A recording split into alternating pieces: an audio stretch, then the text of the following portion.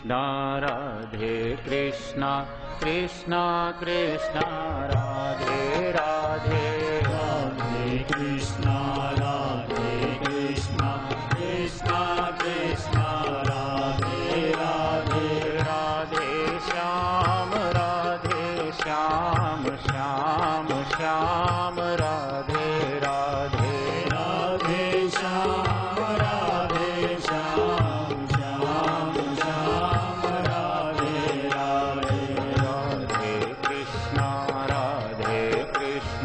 कृष्णा कृष्णा राधे राधे राधे कृष्णा कृष्णा कृष्णा राधे राधे राधे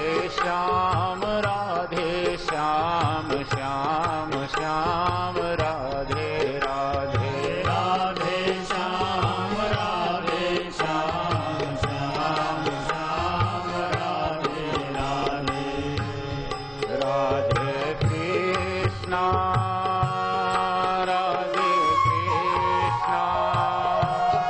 कृष्णा कृष्णा राधे राधे राधे कृष्णा कृष्णा कृष्णा कृष्णा राधे राधे श्यामा राधे श्यामा श्यामा श्यामा राधे राधे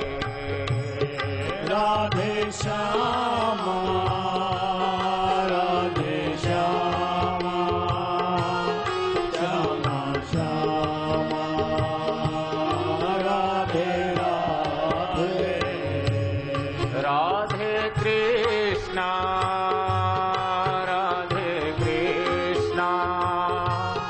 कृष्णा कृष्णा राधे राधे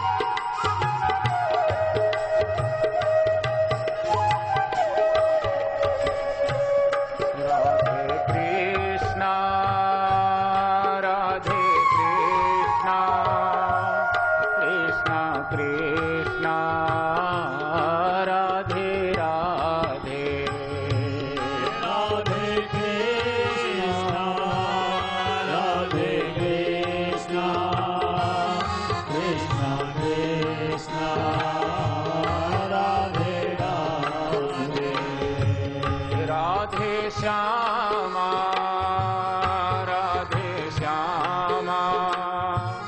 श्यामा श्यामा राधे राधे राधे श्यामा राधे श्यामा श्यामा श्यामा राधे राधे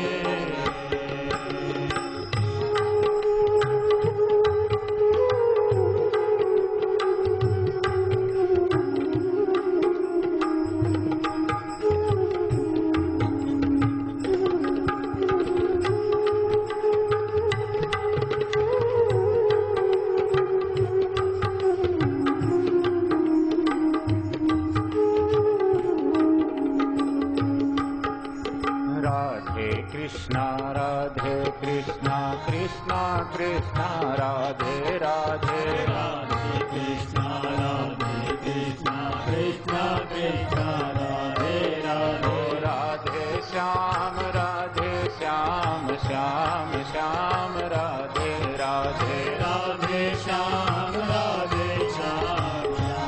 श्याम राधे राधे राधे श्याम श्याम श्याम राधे राधे राधे श्याम श्याम श्याम राधे राधे राधे श्याम राधे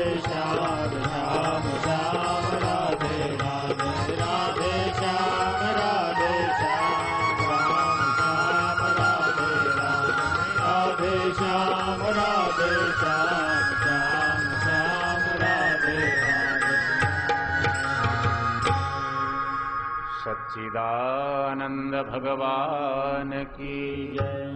गंगा मैया की जय। भागवत भगवान की जय। सुखदेव जी महाराज राजा परीक्षित को बोध दे रहे हैं। सुखदेव जी महाराज को शरीर का भान ही नहीं था, कहाँ बैठा हूँ, क्या हो रहा है। भगवान ने प्रेरणा करी, राजा के प्रश्नों को सुना, उत्तर देना शुरू कर दिया। शरीर का बोध हुआ तो भगवान को पुकारने लगे, प्रार्थना करने लगे। नमः परस्मै पुरुषाय भूयसे सदुद्भवस्थान निरोधलीलया गृहीत शक्ति त्रितयाय देहिनाम् अंतर्भवायानुपलक्ष्य वर्तमाने। हे प्रभु, हे दीनानाथ, सुखदेव जी ने प्रार्थना करी। आपकी कथा, आपका सुमिरन, आपका दर्शन, आपका वंदन मनुष्यों को संसार सागर के बंधन से मुक्त करने वाला है। मैं आपको प्रणाम करता हूँ। सुखदेव जी ने बड़ी सुंदर भावमयी काफी लंबी स्तुति की है। सृष्टि के प्रारंभ में आपने ही ब्रह्मा जी के हृदय में प्रेरणा दे करके इस सृष्टि का आरंभ करवाया। मैं आपको प्रणाम करता हूं। पूछो राजा परीक्षित, और क्या जानना चाहते हो? महाराज, ये दुनिया कैसे बनी, इसका नाश कैसे होता है, प्रलय कैसे होता है?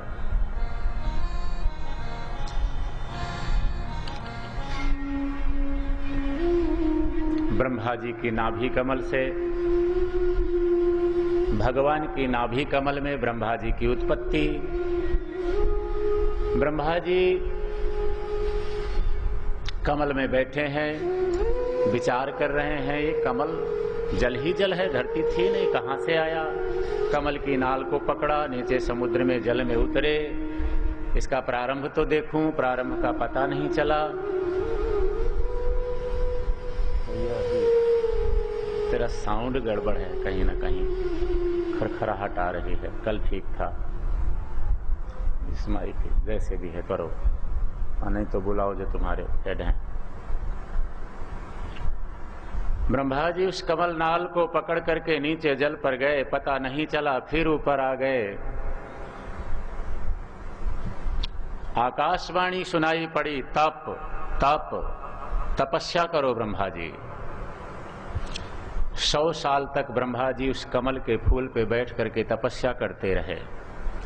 भगवान नारायण का दर्शन हुआ। भगवान विष्णु ने ब्रह्मा जी को सबसे पहले 4 श्लोकों में भागवत की कथा सुनाई।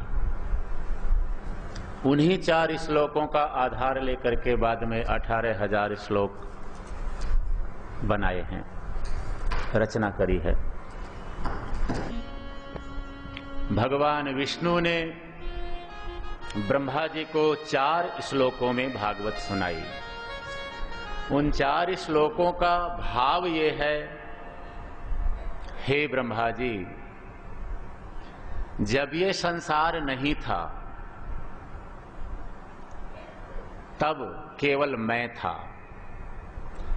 आज ये संसार है तो संसार के रूप में भी मैं ही हूं। जब संसार नहीं रहेगा तब भी जो कुछ शेष रहेगा, जो कुछ बचेगा, वो मैं ही होऊंगा। संसार में मेरे अलावा यदि कुछ किसी को दिखता है तो वो माया है। यहां महाराज 2 तत्व हैं, ईश्वर और माया। अगर हमें ईश्वर नहीं दिख रहा, ईश्वर का अनुभव नहीं हो पा रहा है, तो माया सामने होगी। सत्य का अनुभव होते ही, सत्य की प्रतीति होते ही माया सामने ठहर ही नहीं सकती। ये संसार सपना लगेगा बिल्कुल, जैसे ही सत्य का अनुभव होगा।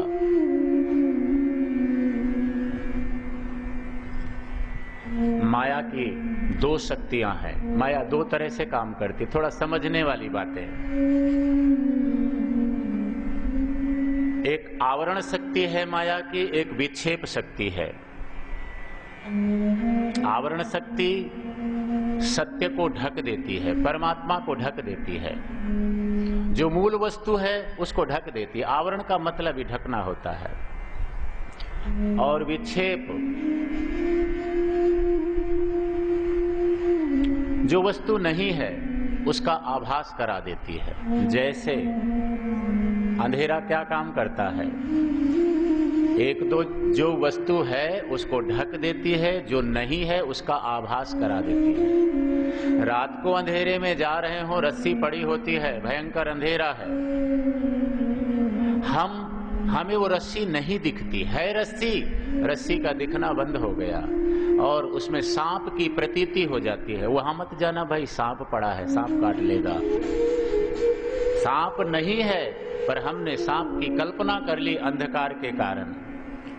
है रस्सी, अज्ञान कह लो, अंधकार कह लो, एक ही बात है। अज्ञान के कारण जो मूल तत्व है, जो सत्य वस्तु है, वो हमें नहीं दिख रही और असत्य सामने है।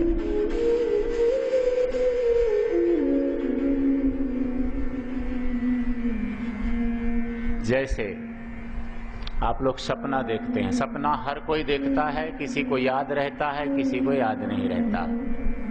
जिनको याद नहीं रहता वो कहते हैं महाराज जी माने तो सपनों अपनों आवे कोई नहीं। आवे भाई, पर अब आप आई उम्र में पहुंच गया कि वो याद कोई नहीं रहा, वही करके सपनों कोई नहीं आवे। और ज्यादा आदमी बूढ़ा हो जावे, उम्र ज्यादा बड़ी हो जावे, तो महाराज जो मर गए वो उनको दिखते हैं सपनों में। तो सभी जानते हैं जो सपने का संसार है वो झूठा होता है, पर जब सपना हम देख रहे होते हैं उस समय वो झूठा नहीं लगता। जागने पर पता चलता है कि झूठा है। सपना देखते समय महाराज यद्यपि झूठा होते हुए भी उस स्वप्न की अवस्था का हमारे शरीर पर प्रभाव पड़ जाता है। कई बार कोई बुरा सपना आए, कोई बाघ भालू हम पर झपट्टा मारता है, हम चीखने लगते हैं, चिल्लाते लगते हैं, बचाओ बचाओ ये खा जाएगा। और एक जगह तो मैंने पढ़ा कल्याण में, संत लोग अपने अपने भाव व्यक्त करते रहते हैं। कोई सेठ जी थे, कपड़े का व्यापार था और सो रहे थे, रात में सपना आया, बगल में पत्नी भी लेटी हुई थी और सपना आया, उनको सपने में दिखा होगा कोई ग्राहक आ गया। ग्राहक ने कहा महाराज जी, सेठ जी 5 मीटर कपड़ा दे दो। तो सेठ जी ने जो पलंग में चद्दर बिछाया था उसी को जोर से फाड़ करके ले। पत्नी ने कहा क्या कर रहे हो? ग्राहक को कपड़ा दे रहा हूं। जागने पर पता चला ना। तो स्वप्न अवस्था का प्रभाव हमारे शरीर पर भी हुआ करता है। कई बार सबका अनुभव होगा, दूसरा व्यक्ति हमारे पास नहीं होता है सपने में, पर उस दूसरे व्यक्ति का आभास करके शरीर में ऐसी क्रियाएं हो जाती हैं, जागने पर पता चलता है। वहां कोई दूसरा तीसरा है ही नहीं, चारपाई पर बेड पर लेटा हुआ, लेकिन शरीर में सपना देखते समय वो स्वप्न सच्चा ही लगता है, जागने पर उसका अनुभव होता है। इसी प्रकार से ये जो जिंदगी है 70, 75, 80, 90 साल की जो भी जिसको मिली है परमात्मा ने दिया है तो ये भी सपना। जैसे ही यहां से हमारा शरीर छूटेगा, हम थोड़ा सा ऊपर उठेंगे, हमारे जो पूर्व जन्म के सगे संबंधी ऊपर पितृलोक में, देवलोक में, वायुलोक में, आकाशलोक में, जहां भी उनकी स्थिति है, वह हमारे स्वागत के लिए ऊपर खड़े होंगे माला लेके। आओ भैया अपने घर चलते हैं। अपना घर तो मैं नीचे छोड़कर आ रहा हूँ, मेरे स्त्री पुत्र सगे संबंधी। अरे नहीं भैया, तू तो सो रहा था, सपने में था, इसलिए उसको अपना घर मान लिया। तेरा घर तो ऊपर है, चल परमात्मा से मिलाते हैं तुमने। जागने पर आभास होता है कि हकीकत में ये संसार भी सपना ही है। सो रहे हैं ना, इसलिए सच्चा लगता है। जिस प्रकार स्वप्न का संसार मिथ्या है, झूठा है, वैसे ही ये 70, 80, 75 साल की जो हमारी जिंदगी है भी ये सपने जैसी। पर अनुभव तब होता है जब हम जागते हैं। सारा संसार महाराज मन का विलास है, नाश दोनों का है, सपने के संसार का भी और इस संसार का भी। बात को दृष्टांत से समझें। सुदामा जी महाराज और भगवान श्री कृष्ण जब बचपन में उज्जैन में सांदीपनी ऋषि के आश्रम में पढ़ा करते, सुदामा जी बार बार भगवान श्री कृष्ण को निवेदन करते, महाराज मैंने सुना है, संतों से ग्रंथों में पढ़ा, आपकी माया बड़ी प्रबल है, तो एक बार मुझे अपनी माया का दर्शन करा दो। भगवान श्री कृष्ण ने कहा, मित्र मुझे देखना, मैं तेरे सामने हूं, दोनों पढ़ते हैं, पूजा करते हैं, एक साथ है, माया को देख के क्या करेगा? नहीं, मैं आपकी माया को देखना चाहता हूं। ठीक है भैया, समय आएगा तो माया भी दिखा दूंगा। और एक दिन सुदामा जी भगवान श्री कृष्ण शिप्रा नदी में स्नान करने के लिए गए। सुदामा जी ने ऊपर के वस्त्र उतारे, किनारे रखा, कन्हैया पहले मैं डुबकी लगाता हूं, बाद में। जैसे मित्र आपकी मर्जी। सुदामा जी ने जैसे ही नदी के जल में डुबकी लगाई, नदी में बहुत सारा पानी ऊपर से कोई डैम टूट गया था, बहता हुआ आया और सुदामा जी उस पानी में भयंकर प्रवाह में, बाढ़ में दूर बह गए। 2-4 किलोमीटर दूर बहते चले गए। किसी तरह से तैर करके, युक्ति करके प्राण बचाए, किनारे पर आए। जैसे ही किनारे पर पहुंचे, एक हाथी जो अपनी सूंड में फूल की माला हार लेकर चल रहा था, सुदामा जी के गले में डाल दिया। हाथी के पीछे सिपाही चल रहे थे, अधिकारी लोग चल रहे थे। सिपाहियों ने, अधिकारियों ने सुदामा जी का जय जयकार किया। महाराज आपका नाम क्या है? मेरा नाम सुदामा है। तो सुदामा जी महाराज की जय हो, आप हमारे राजा हैं महाराज। अरे भैया मैं कैसे राजा? महाराज नियम है, हमारे गांव का राजा मर गया है, उसकी मृत्यु हो गई है, तो हमारा कानून है कि राजा का मुख्य हाथी जिसको भी माला पहना दे उसको हम राजा मान लेते हैं। तो महाराज आप हमारे राजा बन गए। और सुदामा जी को रथ में बिठा करके राजमहल में ले गए, राजगद्दी पर बैठे। समय की गति चली, सुदामा जी का अनेक रानियों से विवाह हुआ, अनेक संतानें हुई। सुख है, आनंद है, जो संसार में सुखी है। एक दिन सुदामा जी की बड़ी रानी की मृत्यु हो गई। सुदामा जी जोर जोर से रोने लगे, हे भगवान अब क्या होगा? जोर जोर से रो रहे थे। नगर के मुख्य लोग, अधिकारी लोग, सिपाही लोग आए, महाराज आप रो मत। अरे भाई क्यों न रो, पत्नी मर गई है मेरी। नहीं महाराज, हम इस नगर का जो कानून है वो आपको बताना चाहते हैं। इस नगर का कानून ऐसा है कि यदि राजा की बड़ी रानी की मृत्यु हो जाए तो बड़ी रानी के शरीर के साथ राजा को भी जला दिया जाता है। हे भगवान, सुदामा जी तो और जोर जोर से रोने लगे, अब क्या होगा? ये दुष्ट लोग मुझे जला देंगे। अब भाई नियम तो नियम, कानून तो कानून, कानून से ही राजा बने थे और कानून से जलाए जा रहे हैं। सुदामा जी को पकड़ लिया, बांध लिया, भाग न जाए, कानून है। रानी का सौ रखा, सुदामा जी को लकड़ियों से बांध दिया, आग लगाई। सुदामा जी को जब आग की तपन, गर्मी महसूस हुई तो रोते हुए विकल भाव में आकर के, हे कन्हैया मुझे बचाओ इन दुष्टों से, ये मुझे जला देंगे। और जल से बाहर आ गए। जल में डुबकी तो लगाई थी शिप्रा नदी में, जल से बाहर आ गए, बाहर को भागे, बचाओ बचाओ मुझे इन दुष्टों से। भगवान श्री कृष्ण ने कहा, क्या हुआ मित्र, क्या हुआ? ये दुष्ट मुझे जला रहे हैं। अरे पानी में कौन जला रहा है तुम्हें? घबराए हुए कन्हैया ये सब क्या था? मित्र, यही मेरी माया है। सुदामा जी ने कितनी देर के लिए डुबकी लगाई होगी? कोई जल में कितनी देर अंदर रह सकता है? 1 मिनट, 2 मिनट, 4 मिनट, 5 मिनट। लेकिन उन 2-4 मिनटों में सुदामा जी ने सारा संसार रच दिया। हर अवस्था का समय अलग अलग परिधि में होता है, उसकी सीमाएं अलग अलग होती हैं। स्वप्न की अवस्था बड़ी थोड़ी होती है। अब मान लो आप 5-6 घंटे रात को लेटते हैं, सोते हैं, तो स्वप्नावस्था उसमें आधा घंटा 1 घंटा ज्यादा से ज्यादा कुछ मिनटों की। अब उस कुछ मिनटों की अवस्था में महाराज सपने में हम कहाँ शिमला पहुंच जाते हैं, घूमने फिरने, हरिद्वार, कहीं भी अनेक काम कर लेते हैं। जागने पर वो अरे क्या था, सपना झूठा ही था।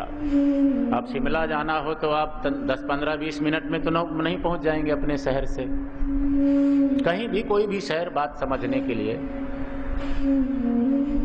पर 10-20 मिनटों में हम कितने दिनों का, कितने वर्षों का सपना देख लेते हैं। इसी प्रकार से महाराज ये जो सपना चल रहा है, ये भी जागने पर मिनटों का आभास होगा। यही माया है। यदि माया के प्रभाव से बचना है, माया खलु नर्तकी बिचारी, माया का एक नाम है नर्तकी, नर्तकी नाचने वाली। यदि इस माया के संत्रास से बचना है तो नर्तकी का उल्टा कर दो, कीर्तन बन जाएगा। भगवान का संकीर्तन करें, नाम पुकारें, परमात्मा माया से बचा लेंगे। मैं आया हूँ शरण तुम्हारी, मेरी पत राखो बनवारी। मैं आया हूँ शरण तुम्हारी, मेरी पत राखो बनवारी। मैं आया हूँ शरण तुम्हारी, मेरी पत राखो बनवारी। मैं आया हूँ शरण तिहारी, मेरी पत राखो गिरधारी। मेरी पत राखो गिरधारी, मेरी पत राखो गिरधारी। मेरी पत राखो गिरधारी, मेरे पत राखो गिरधारी। मैं आया हूँ शरण तुम्हारी, मेरी पत राखो गिरधारी। मैं आया हूँ शरण तुम्हारी, मेरी पत राखो गिरधारी। भगवान की कृपा से व्यास गद्दी में कोई भी वक्ता जब बैठ जाता है तो परमात्मा ने अनेक भाव, प्रेरणा, धियो यो नः प्रचोदयात्, यह स्थिति बन जाती है। लेकिन समय को साथ रखते हुए आगे चलते हैं।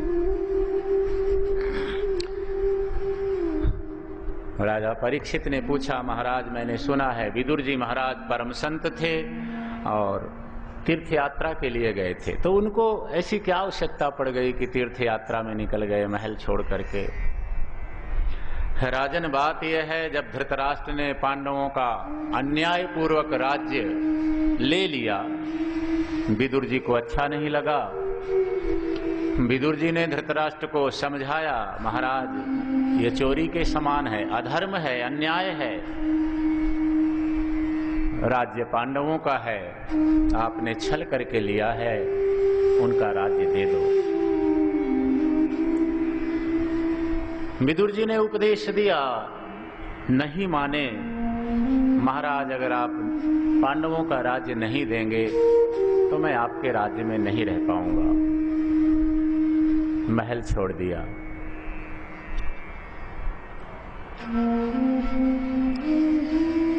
अपना सगा संबंधी कोई यदि अधर्म के रास्ते पर चल पड़ा है, 2-4 बार उसको समझाओ, नहीं मानता, हाथ जोड़ लो, भगवान का भजन करो, अपने मन को समझाओ। हम दुनिया को नहीं समझा सकते, दुनिया ऐसे ही चलेगी। हर आदमी अगर अपने आप को समझा ले तो दुनिया बढ़िया बन जाए। विदुर जी ने महल छोड़ दिया और देखो, भगवान की कृपा जब किसी जीव पर विशिष्ट रूप से होती है तो भगवान उस जीव को सच्चे संत का संग दे देते हैं, सत्संग दे देते हैं। भगवान ने गीता में कहा, ददामि बुद्धि योगम तम ये न मामूपयान्ति ते, मैं उसे सद्बुद्धि दे देता हूं, सत्संग दे देता हूं। इस दुनिया में ज्ञानी पुरुषों का संग ज्यादा कठिन नहीं है, लेकिन जो अंदर से भक्ति के रंग में रंगे हुए हैं, ऐसे भजनानंदी संतों का संग बड़ा दुर्लभ है।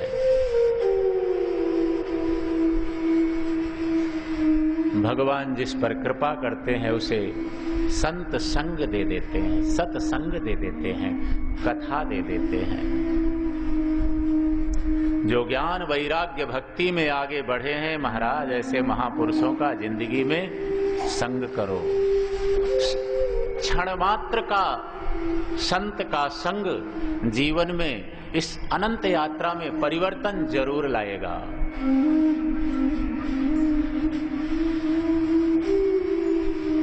विदुर जी ने महलों को छोड़ा, गंगा के किनारे कुटिया बना ली, पत्नी के साथ भजन करने लगे। 12 साल का वनवास, 1 साल का अज्ञातवास जब पांडवों को मिला था, विदुर जी ने महल छोड़ दिया था भजन करने के लिए गंगा के तट पर। धृतराष्ट्र को पता चला, विदुर सब कुछ छोड़ के चला गया, झोपड़ी में रहता है, कुछ नहीं लिया। सेवकों को कहा विदुर के यहाँ जाकर के साधन पहुंचा दो, चीजें पहुंचा दो। चीजें लेकर के सेवक गए, सिपाही गए, महाराज ने ये आपके लिए भेजा है। विदुर जी ने कहा भैया अब इनकी जरूरत नहीं है, मुझे महल से किसी ने निकाला नहीं है, महलों में सब सुख थे। देखो जरूरतें कम होंगी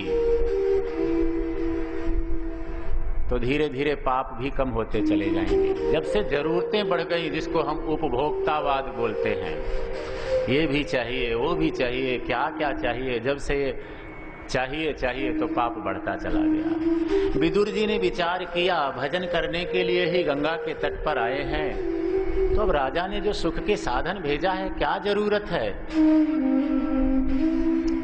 पेट को जितनी जरूरत है वो देना भक्ति है, और जरूरत नहीं है महाराज डालते रहना पाप है।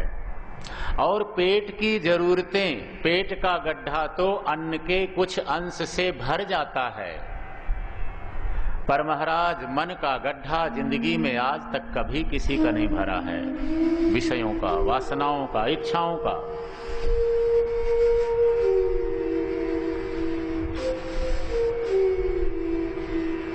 ये मन का गड्ढा, इच्छाओं का गड्ढा कभी किसी का नहीं भरा।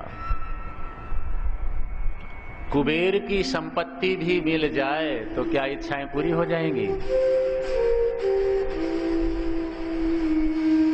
एक भिखारी था, भीख मांगते हुए बाबा भगवान के लिए कुछ देना, लोग रुपया ठन्नी डाल दिया करते।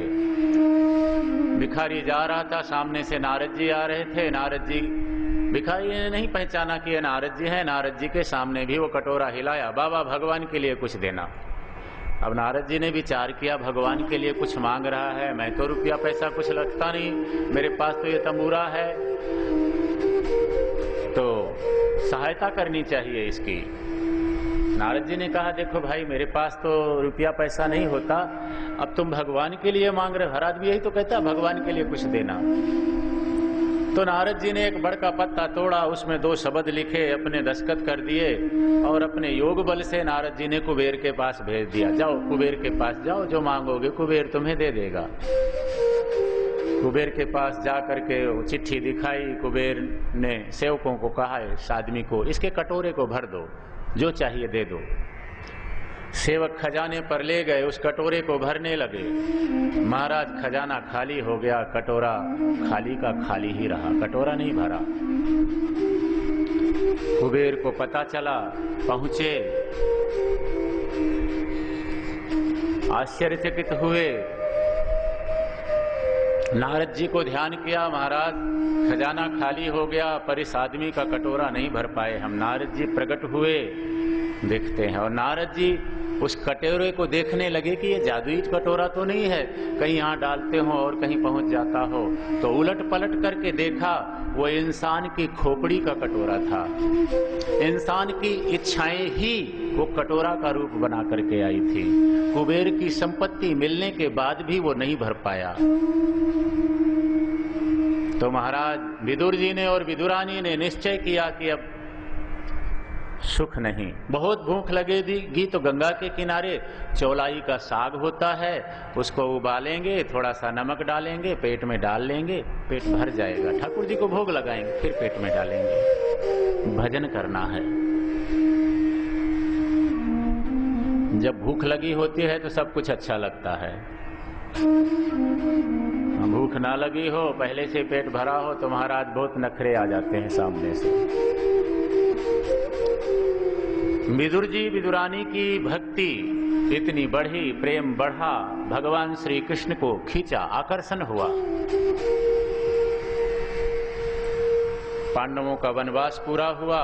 पांडवों ने भगवान श्री कृष्ण को कहा, दुर्योधन को आप कहो हमें 5 गांव मिल जाएं तो हम युद्ध नहीं करना चाहते। तो भगवान श्री कृष्ण दुर्योधन को समझाने के लिए संधि दूत बन करके हस्तिनापुर में आ रहे हैं। विदुर को, विदुरानी को पता चला भगवान कल पधारेंगे।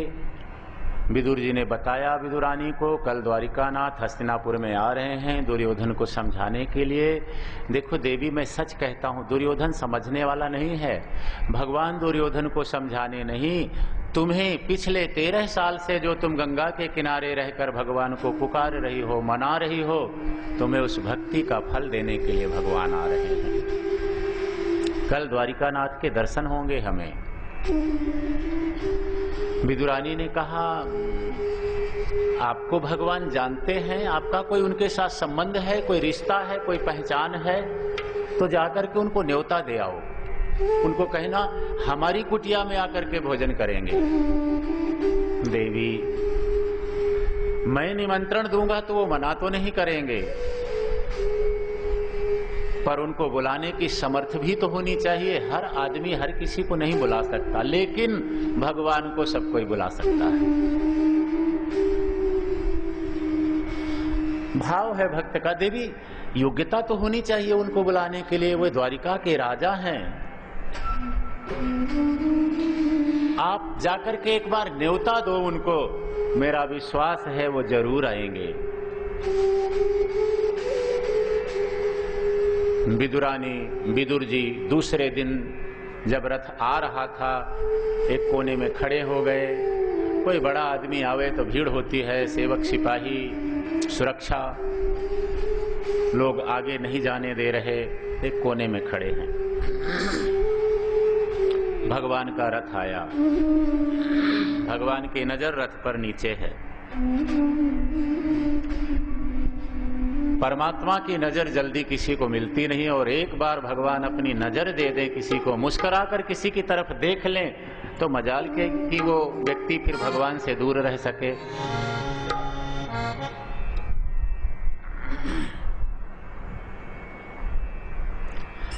विदुर विदुरानी एक कोने में खड़े हैं, भगवान का रथ, भगवान भी विचार कर रहे हैं, आया हूं यहां, भोजन तो करना ही पड़ेगा, क्योंकि धृतराष्ट्र ने 56 भोग भी बना रखे हैं, पर अन्यायी के यहाँ अन्यायी का धन तो भगवान नहीं स्वीकार करते।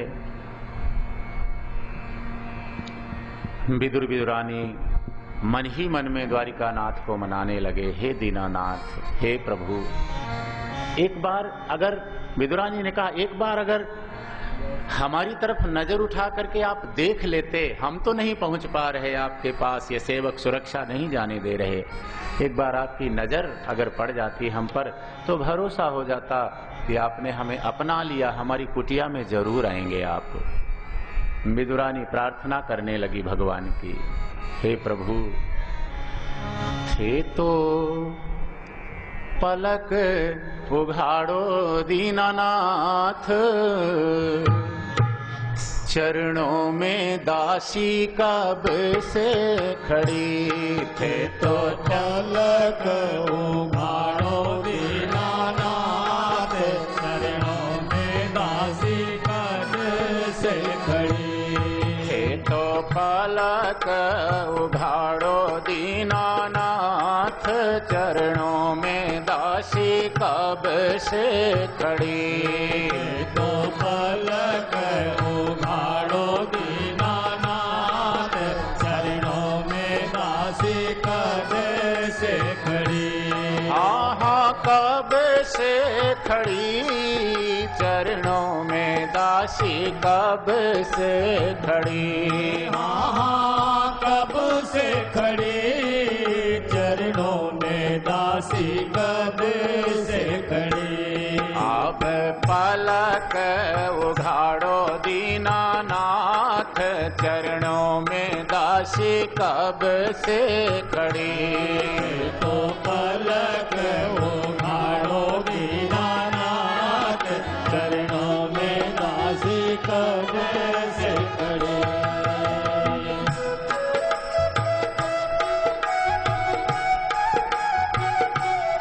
जय हो।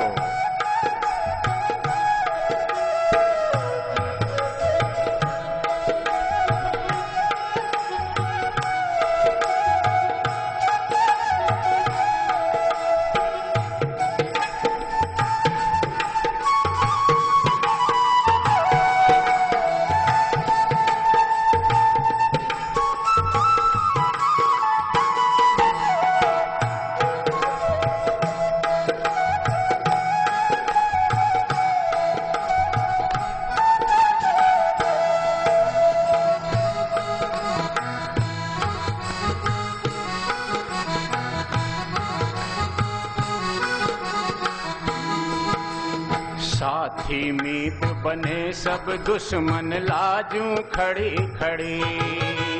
साथी मीत बने सब दुश्मन लाजो खड़ी खड़ी।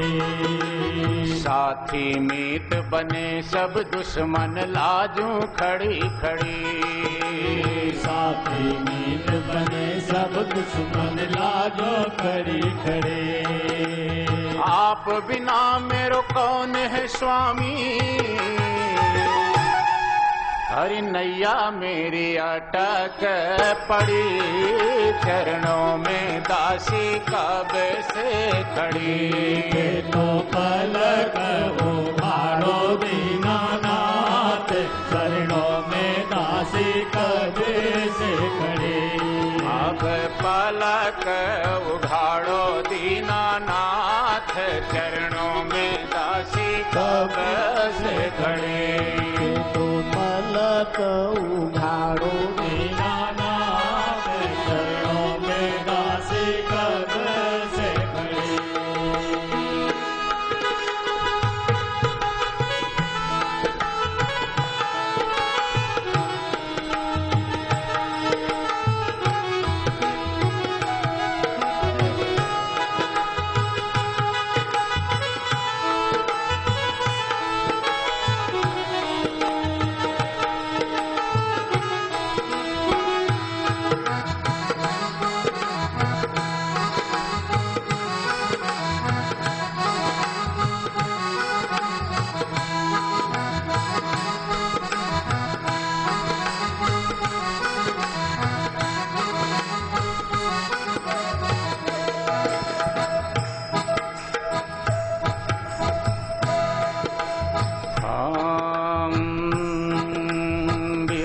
दर्द उठे घट भीतर सूखूं खड़ी खड़ी। विरह का दर्द घट भीतर सूखूं खड़ी खड़ी।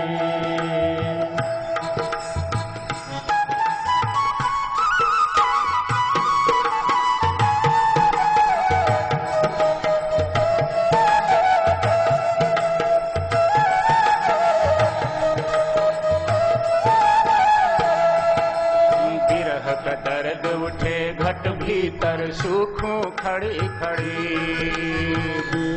दर्दों में गत भीतर सूखो खड़ी खड़ी। ज्ञान ध्यान हृदय से भागा, मिलन की आस पड़ी। मैं हाजिर हाजिर काबे से खड़ी। तो पलक उभारो दीनानाथ, चरणों में दासी काबे से खड़ी। अब पलक उघाड़ो दीनानाथ, चरणों में दासी कब से खड़ी। चरणों में दासी कब से खड़ी। चरणों में दासी कब से खड़ी।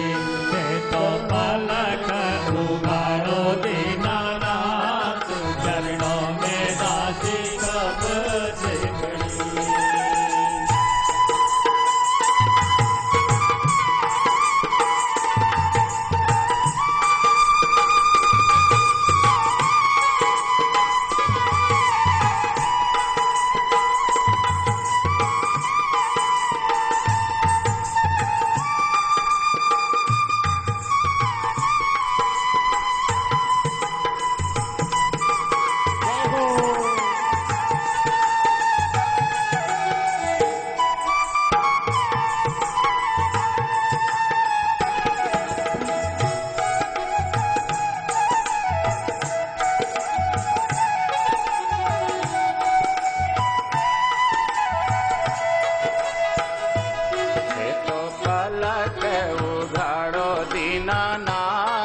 चरणों में दासी कब से खड़ी। तो पलक उघाड़ो दीनानाथ, चरणों में दासी कब से खड़ी।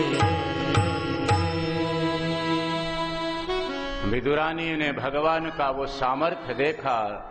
सोने का सिंहासन, दारूक सारथी, उद्धव जी, सात्विकी जी, साथ में ब्राह्मण साधु संत जय जयकार कर रहे हैं।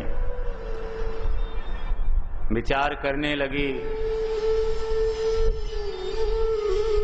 भगवान मेरे घर में आवें, जी में मेरी अंतिम इच्छा पूरी हो जाए।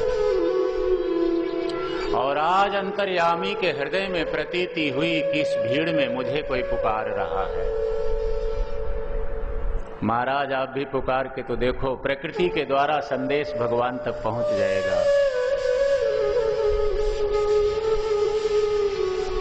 भगवान ने नजर उठाई, पति पत्नी पर नजर डाली। मेरे लिए इन्होंने, सत्य के लिए, न्याय के लिए इन्होंने कितना कष्ट उठाया है। एक विदुर ही थे जो दुर्योधन के अन्याय का विरोध करते रहे, नहीं माना, महल छोड़ दिया। बाकी तो बड़े बड़े महापुरुष नाम लेने से मन पवित्र होता है, पर कहीं न कहीं बंधे पड़े थे प्रतिज्ञा से, अन्य प्रकार से दुर्योधन का साथ देते रहे। मेरे लिए इन्होंने कष्ट सहा है।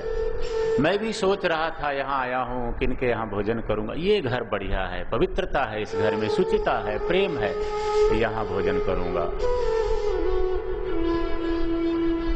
महलों में भगवान गए, दुर्योधन को अनेक प्रकार से समझाया, तुम्हारे बड़े अपराध हैं, 5 गांव पांडवों को दे दो, वो युद्ध नहीं चाहते। दुर्योधन कहता है, महाराज मांगने से भीख मिलती है, राज्य नहीं। तुम 5 गांव की बात करते हो। अरे मैं तो सुई की नोक के बराबर युद्ध भी पांडवों को ना दूं। अगर पांडवों में समर्थ है तो युद्ध करके सारा राज्य ले लें। सुचग्रम नैव दास्यामि विना युद्धेन केशव। भगवान समझ गए ये नहीं मानेगा। मूर्ख आदमी को कोई समझावे तो उसकी मूर्खता थोड़ी चली जाती है। भगवान ने कहा, ठीक है महाराज, धृतराष्ट्र मैं चलता हूं। धृतराष्ट्र ने कहा, महाराज 56 भोग बना रखे हैं, जीम करके जाना, भोजन का समय भी हो गया है। महाराज मैं आपके घर का नहीं खा सकता, आप धर्म के विरोधी हो, अन्यायी हो। और जो धर्म का विरोधी है वो मेरा शत्रु है। और नीति शास्त्र यही कहता है, शत्रु के घर का नहीं खाया जाता। पांडवों ने अति दुख में भी धर्म नहीं छोड़ा, इसलिए भगवान ने अपना लिया। भगवान को धर्म बहुत प्रिय है।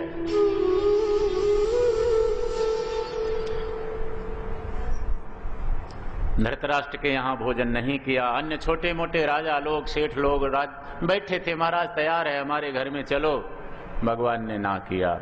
वहाँ ब्राह्मण लोग, ऋषि लोग भी बैठे थे, राजाओं के दरबार में सभी होते हैं, हमारे घर चलो महाराज भोजन तैयार है। भगवान ने, ब्राह्मण देवता सब आपका ही तो जीनते हैं। प्रभु ने विचार किया, पढ़े लिखे तो हैं ये लोग, शास्त्र का ज्ञान तो है, पर विदुरानी जैसी भक्ति कहाँ है हृदय में, विदुर जैसा भाव कहाँ है। महाराज हृदय में प्रेम ना हो तो सारी विद्या किसी काम की नहीं है। विद्या तो वो है जो बंधनों से मुक्त कर दे। सा विद्या या विमुक्तये। द्रोणाचार्य जी ने कहा भोजन का समय है, आप जा रहे हैं, भोजन कहाँ करेंगे, क्योंकि द्वारिका तो बहुत दूर है। और उन दिनों महाराज होटल नहीं रहते होंगे। आजकल तुम आदमी अगर हमारे भंडार गृह का भोजन किसी को पसंद ना आवे तो वह जा करके बाहर से फिर हमको बताते हैं, हमारा मैं तो बठे गया था, रेड़ी लगी थी, मैं तो खा पी आया, बहुत अच्छी बात है। और हंसी में मजाक में तो हम कह देते भाई थोड़ा हमारे लिए भी ले आते, अकेले अकेले खाए आए।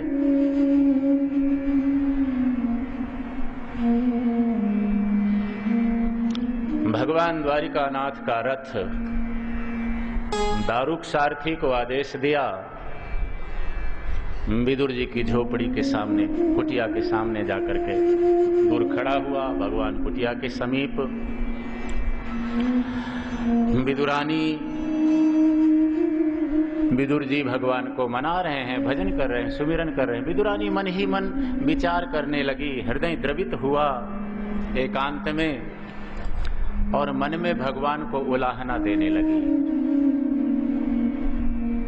मैंने एक बार कथा में सुना है, विदुरानी कह रही है, कथा में गई थी तो मैंने सुना है कि वृंदावन की, गोकुल की गोपियां कहती हैं कि कन्हैया बड़ा कपटी है। मैं तो ऐसा नहीं बोल सकती, नहीं कह सकती, पर मुझे लगता है कि गोपियों ने झूठ तो नहीं कहा। तुम ऐसे ही हो, मैं जानती हूं तुम्हारे पीछे जो चलता है तुम उसे बहुत तड़पाते हो, बहुत रुलाते हो। मुझे आशा थी, एक भरोसा था कि मेरी कुटिया में आओगे, जीमोगे भजन, मेरी इच्छा पूर्ण करोगे, भोजन करोगे। पर महाराज आपके पीछे तो जो चलता है आप उसे रुलाते हो, तड़पाते हो। अच्छा एक बात तो बताओ, क्या भक्तों का रोना ही आपको अच्छा लगता है? तो ठीक है, अगर तुम्हें आंसुओं से तुम्हें संतुष्टि होती है, अगर प्रेमियों के आंसू ही तुम्हें रिझाते हैं तो हम रो रो करके तुम्हें रिझाएंगे, हमारा क्या है। तुम राजी रहो, हम रोएंगे, मनाएंगे, रिझाएंगे। मेरे रोने पे आए जो तुमको हंसी, तो रो रो के तुम्हें मैं मनाया करूं। मेरे रोने पे आए जो तुमको हंसी, रो रो के तुम्हें मैं मनाया करूं। मेरे रोने पे आए जो तुमको हंसी, रो रो के तुम्हें मैं मनाया करूं। मेरे रोने पे आए जो तुमको हंसी, रो रो के तुम्हें मैं मनाया करूं। मेरी इसमें खुशी तुम रूठा करो, मैं अकेले में तुमको रिझाया करूं। मेरी इसमें खुशी तुम रूठा करो, मैं अकेले में तुम मनाया करो।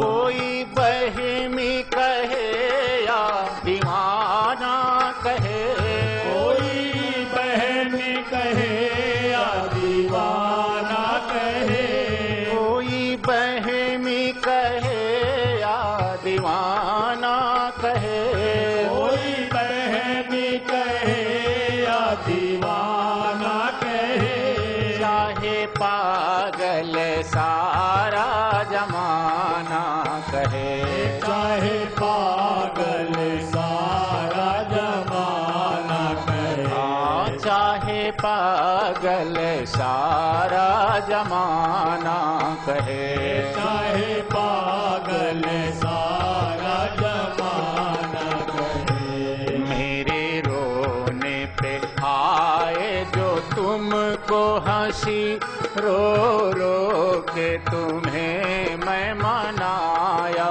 करूं। मेरे रोने पे आए जो तुमको हंसी, रो रो के तुम्हें मैं मनाया करो।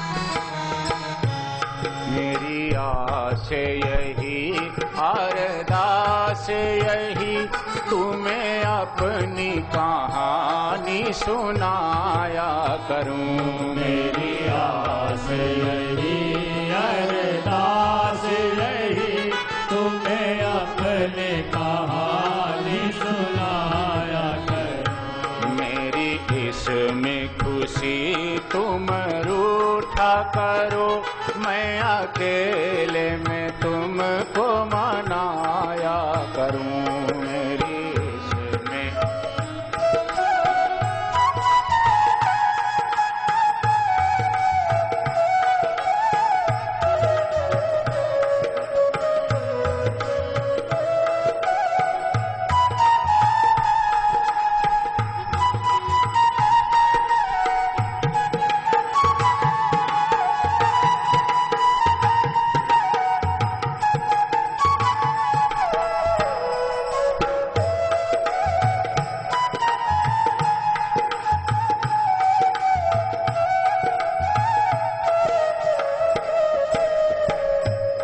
प्रेमियों के आंसुओं से तुम रीझते हो तो वो ही सही, हम तुम्हें रो रो करके मनाएंगे।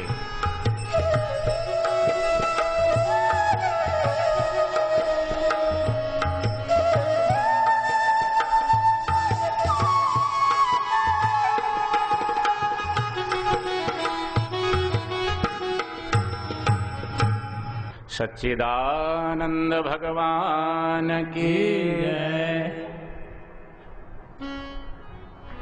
विदुरानी भगवान को उलाहना दे रही है। भगवान बाहर खड़े हैं। इनके ये उलाहने, इनके ये कीर्तन, इनकी ये प्रेम भरी गालियां कब पूरी हों, भूख लगी है। भगवान ने दरवाजा खड़काया, चाचा जी मैं आया हूं। विदुर जी को दरवाजा खोलो। आवाज आई, द्वारिकानाथ आए हैं क्या? कोई आवाज लगा रहा है बाहर, द्वारिकानाथ की आवाज लग रही है। नहीं नहीं, द्वारिकानाथ क्या आएंगे? पिछले 13 साल से इस गरीब की झोपड़ी में आज तक कोई नहीं आया। गरीबों के यहाँ कौन जाता है महाराज? वो द्वारिकानाथ को याद कर रहे थे ना, तो ऐसी प्रतीति हुई कि द्वारिकानाथ आ गए शायद। फिर से दरवाजा खड़काया, चाचा जी मैं बाहर खड़ा हूं, कितनी देर से, दरवाजा तो खोलो। दरवाजा खोला, सामने भगवान का स्वरूप। अपलक दृष्टि से भगवान को देखने लगे। हाथ जोड़ लिया, शरीर की क्रियाएं बंद हो गई। महाराज ऐसा ही है भगवान का स्वरूप। भगवान के स्वरूप के किसी भी अंग में हमारी दृष्टि चली जाए, वहां से हटाना मुश्किल हो जाएगा। देखते रहे, अंततः भगवान को कहना पड़ा, चाचा जी अंदर आने को नहीं कहोगे? मुझे भूख लगी है, क्या देख रहे हो? भान हुआ, होश आया, एक तरफ हटे, भगवान अंदर गए। कुछ खाने को दो। महाराज मिट्टी के चूल्हे में एक पतीली रखी थी, उसमें चौलाई का साग पक रहा था। हिम्मत नहीं पड़ रही थी भगवान को देने की।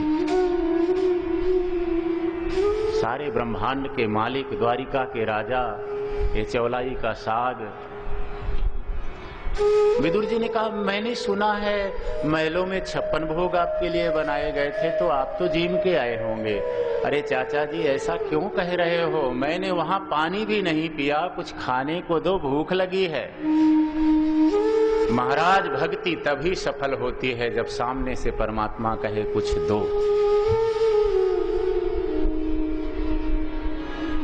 मैंने ऐसा संतों से सुना है। सनातन गोस्वामी थे, बिहारी जी उनके साथ साथ चलते थे। गोपाल जी का छोटा सा प्यारा सा रूप। पुराने समय की बात, राजस्थान में गए, भिक्षा मांग करके लाते थे। बाजरे की सूखी बासी रोटी लोग भिक्षा में दे देते थे संत को। गोपाल जी को भोग लगाते थे और गोपाल जी प्रकट होकर के जीवा करते थे बाबा जी के साथ। एक बार बाजरे की सूखी रोटी मांग लाए महाराज, गोपाल जी के सामने रखा। गोपाल जी ने कहा, अरे बाबा, थोड़ा सा नमक तो मांग लाया कर रोटी के साथ। ये सूखी रोटी अंदर नहीं घुस रही, थोड़ा नमक होता तो उसके रस में अंदर चली जाती। तो संत जी ने कहा, तुम चटोरे हो गए हो, तुम्हारी जीभ खराब हो गई। मुझे जो मिलता है मैं मांग लाता हूँ, खाना हो तो खा लो, नहीं अपने लिए इंतजाम करो। महाराज भगवान ने किसी सेठ के हृदय में प्रेरणा करके बाद में व्यवस्था कर दी थी। तो भक्ति तभी सफल होती है जब भगवान सामने से कहे, मुझे कुछ दो, भूख लगी है। पति पत्नी का वो चौलाई का साग देने की हिम्मत नहीं पड़ रही है। भगवान ने देखा अपना ही तो घर है, और महाराज गए, वो पतीली को उठाया, जैसे कोई बहुत दिनों का भूखा व्यक्ति जल्दी जल्दी वो साग खाने लगे। बोलिए भक्तवत्सल भगवान की जय। परमात्मा को किसी पदार्थ की जरूरत नहीं है, भाव की जरूरत। भाव का भूखा हूं मैं, और भाव ही बस सार है। भाव से मुझको भजे तो भव से बेड़ा पार है। भाव बिन तुम कुछ भी दे डालो तो मैं लेता नहीं। भाव बिन तुम कुछ भी दे डालो तो मैं लेता नहीं। भाव से एक फूल दो तो भी मुझे स्वीकार है। भाव से सुनी पुकारें मैं कभी सुनता नहीं। भाव से सुनी पुकारें मैं कभी सुनता नहीं। भाव पूरित टेर ही करती मुझे लाचार है। वैकुंठ धाम से धरती पर आने के लिए भक्त का जो भाव पूरित प्रेरणा है, जो प्रार्थना है, जो विनती है, वो मुझे खींच लाती है, मजबूर कर देती है आने के लिए। बांध लेते हैं वो भावुक मुझे प्रेम की जंजीर में। बांध लेते हैं मेरे भक्त जन मुझे प्रेम की जंजीर में। इसलिए इस भूमि पर होता मेरा अवतार है।